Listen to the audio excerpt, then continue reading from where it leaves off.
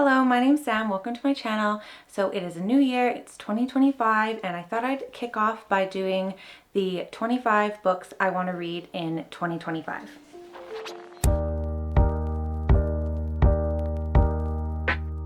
This list is a mix of things that have been on my TBR forever that I just can't believe I haven't read yet, and things that I just see everywhere that are very popular. And with all of these, I just feel like I'm gonna love them when I actually do finally get around to reading them. The first one is No Exit by Taylor Adams. Every time I think of popular books on BookTube that I can't believe I haven't read, I think of this one first. And this is a fast-paced, isolated thriller following a college student who gets snowed in with 4 other people, and then she finds a little girl trapped in a car, and it's just, I've heard it's crazy and fast-paced, and I just can't believe I haven't read it yet. Next is Ready Player One by Ernest Cline. When I sort my Goodreads to number of ratings, this one is at the top. It came out in 2011, and I'm just find it wild that I haven't gotten around to it yet. It's set in 2044 following a teenager who plays this VR game, is trying to unlock all the puzzles to win the ultimate prize, and I believe it gets pretty dangerous. I really want to read more sci-fi, so I think this one will be a good starting point. The next 3 books fall under the category of I know I'm gonna love these books, but they're very intimidating and I'm scared. First up is Fingersmith by Sarah Waters. I'm scared of this one because it's really chonky, and I tend to gravitate towards shorter books because if a book is really long and it takes me a long time to read, it usually ends up negatively impacting my rating. This takes place in London, and we're following con men and women and petty thieves as they try to seduce someone out of their inheritance, and I've heard great things. Pachinko by Min Jin Lee. I'm scared of this one because I find wide-spanning multi-generational stories very intimidating. This one is starting in the 1900s in Korea, following a teenage girl, daughter of a fisherman, who becomes pregnant and then leaves her home. I know this book is so beloved and I just need to be brave. Next is Kindred by Octavia E. Butler, and this one intimidates me because it's a classic and those just always seem to scare me. We're following Dana, who is a Black woman living in modern day, and then she is transported back in time and she is a slave on a plantation. And she keeps going back and forth in time, and I know it will have lots of conversations and commentary about racism and slavery and white supremacy, and I haven't read anything by Octavia Butler yet, which is a shame. I've heard so many good things about this, and I know I just need to prioritize it. Moving on from some older books that scare me onto a newer book that scares me, and that is Babel by R.F. Kuang. This one scares me because look how big that is. Like, it's just so big and dense. This is a historical fantasy, dark academia with magic related to silverworking and language. It takes place in 1800s at Oxford, following this like Royal Institute of Translation, and we're following Robin, who is basically training to be a part of this institute. I bought this because I loved the Poppy War series, minus the last book, and Yellowface by this author, and I just know it's going to be great, and I just need to commit to starting it even though it's scary. I mentioned some big ones, and now I will move on to some smaller ones, one being Autobiography of Red by Anne Carson. This book I think came out in like 1998 or 1999 or something like that. This is a retelling of a Greek myth, but also a coming-of-age story following Geryon and Heracles. And it's very short, but I think it's going to be something I love because I love things written in verse and I love short things, and it will be pretty embarrassing if I don't get to it. Another shorter one is This Is How You Lose the Time War by Amal El-Motar and Max Gladstone.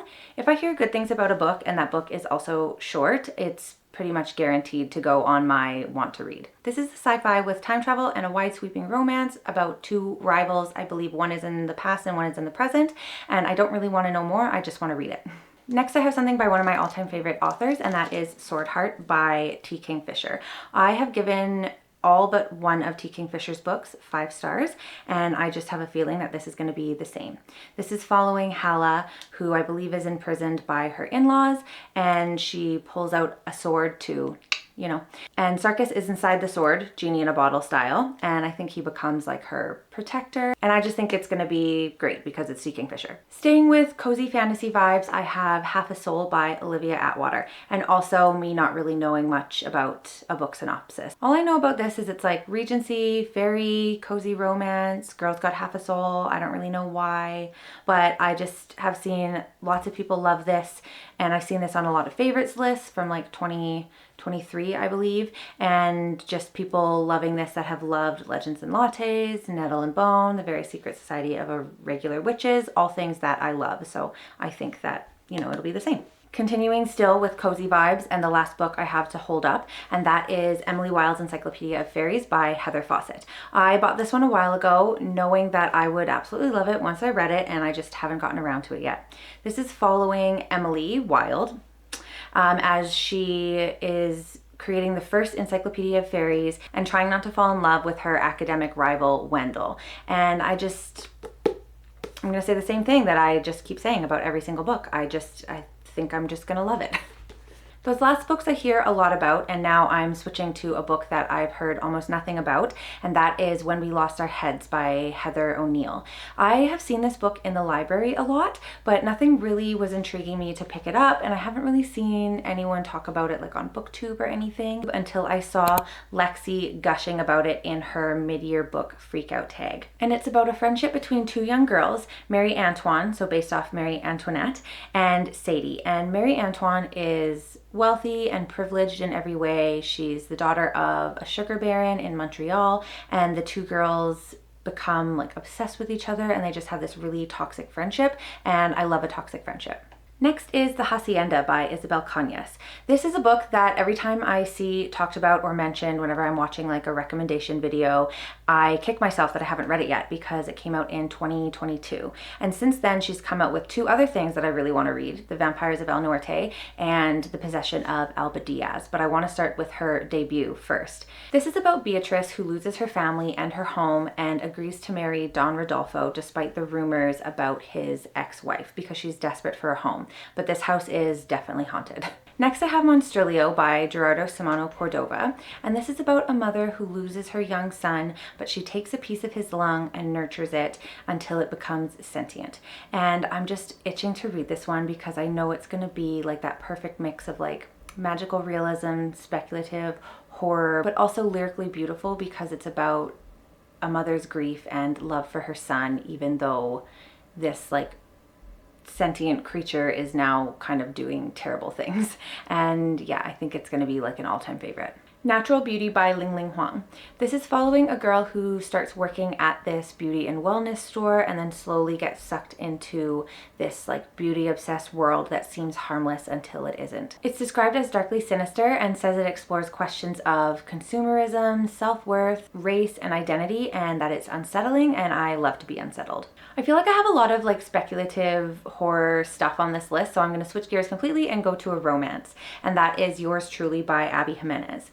This is on this list mainly because I really want to read Just for the Summer by this author, which is the third in like the Part of Your World like companion romance series, whatever. I don't think it's necessary to go in order, but I still want to. And Part of Your World is following one of the friends of the main character in Part of Your World, and I believe it's following two doctors and they're writing letters to each other, and I just know that it's going to be cute because I loved Part of Your World, and then once I finish that one, then I can read Just for the Summer.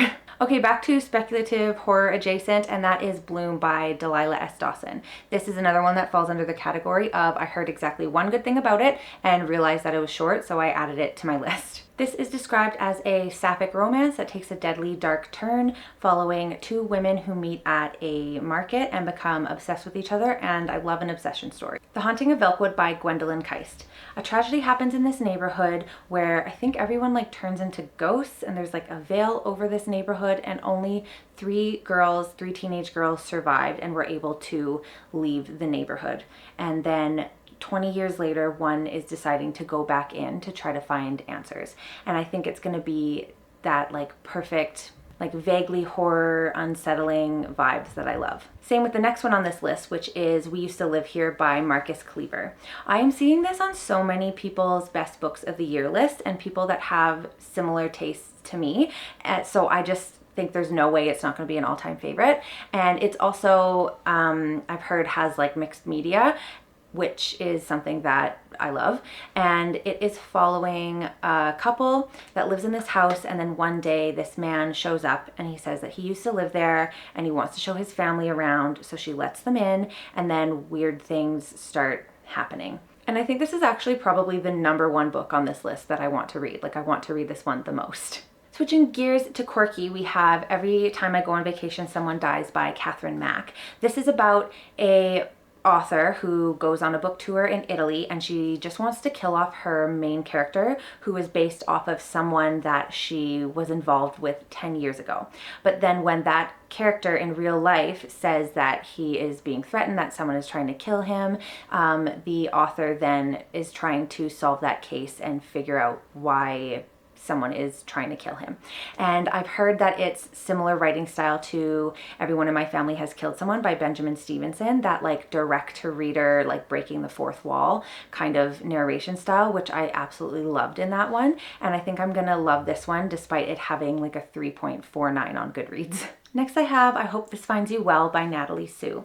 This is comped to Anxious People and Eleanor Oliphant is Completely Fine, both things that I loved, and it's about an admin employee who works in an office and she accidentally gets access to everyone's emails. And I love following a character that's just like floating through life, like the two books mentioned previously, and like Everyone in This Room Will Someday Be Dead, Big Swiss, The Husbands, and I'm hoping that it has those kind of vibes. Another one that I think will have those vibes is The Wedding People by Alison Esbach. This one is about a woman that goes to a resort to unalive herself, and she kind of just wants to have like one last good time. But turns out she shouldn't have been allowed to book at that resort because it was booked out for a wedding. She ends up meeting the bride, and the bride is like, well, you can't kill yourself at my wedding. You're just gonna have to wait. This one seems to be pretty hit or miss with people, but I think it's gonna have those types of characters that I really love. Ones that are like just floating through life, kind of just letting things happening to them, a little bit unlikable, but I really like books with characters like that. Private Rights by Julia Armfield. This is one that has one of those synopses that I don't really know how to explain in few words. There's three sisters who are estranged and their dad dies, which brings them back together, but then something like sinister is happening. All I know is that I loved Our Wives Under the Sea and I love Julia Armfield's writing, and I'm so excited to experience it again. I Was a Teenage Slasher by Stephen Graham Jones. This is another one that I'm seeing on a lot of people's favorite lists that have similar tastes to mine. And it is a horror slasher from the killer's perspective. And I don't really feel like I need to know more or say more. I just think it's going to be fantastic. Stephen Graham Jones is always a good time. Last, I have The God of the Woods by Liz Moore. This is another book that I've seen on a lot of people's favorite lists, but unlike all the other books I have said that about, this one actually has like a higher rating. It's following a 13-year-old girl who goes missing at summer camp, and her older brother also went missing when he was 14, and it's like a slow burn mystery. I'm a little intimidated for this one as well because slower paced things tend to be hit or miss for me, but I still think that it's going to be worth it when I finally get around to it. So yeah, those are the top 25 books I hope to read in 2025, and I'm excited to react to this at the end of the year and see how many I actually got to. But thank you for watching if you did, and I hope to see you in the next one. Bye!